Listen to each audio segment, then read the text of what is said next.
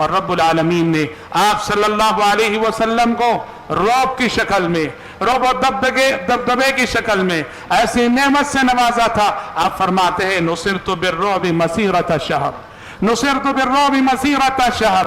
آپ فرماتے ہیں کہ 1 مہینے کی مسافت تک میرے جتنے دشمن ہیں میرا نام سن کے کانپتے ہیں. اللہ تبارک و تعالیٰ نے میرا رعب میرے دشمنوں کے دلوں میں ڈالا ہے. 1 مہینے کی مسافت تک جتنے دشمن ہیں وہ میرا نام سن کے کانپتے ہیں.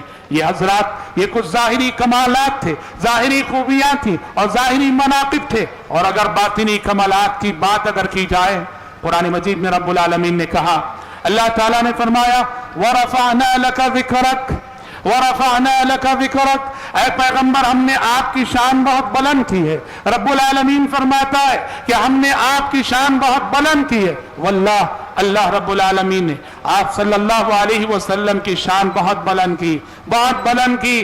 جو دنیا کے کونے کونے میں، دنیا کے گوشے گوشے میں دن کی 5 وقت کی نمازوں کے لیے جو اذان ہوتی ہے تو مؤذن جہاں اشہد ان لا الہ الا اللہ کہہ کے رب کی وحدانیت کا اعلان کرتا ہے، وہیں اشہد ان محمد الرسول اللہ کہہ کے محمد الرسول اللہ صلی اللہ علیہ وسلم کی رسالت کا اعلان کرتا ہے.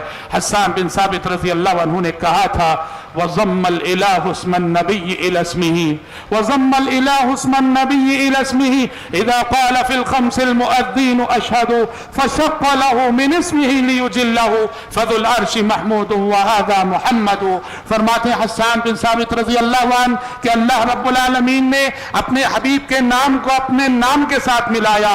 جب دن کی 5 وقت کی اذانوں میں مؤذن اشہدو کہتا ہے اور اللہ رب العالمین نے آپ کے لیے وہ نام دیا جو خود اس کے نام سے مشتق ہے. کہا آسمان والا اگر محمود ہے تو آپ صلی اللہ علیہ وسلم محمد ہیں.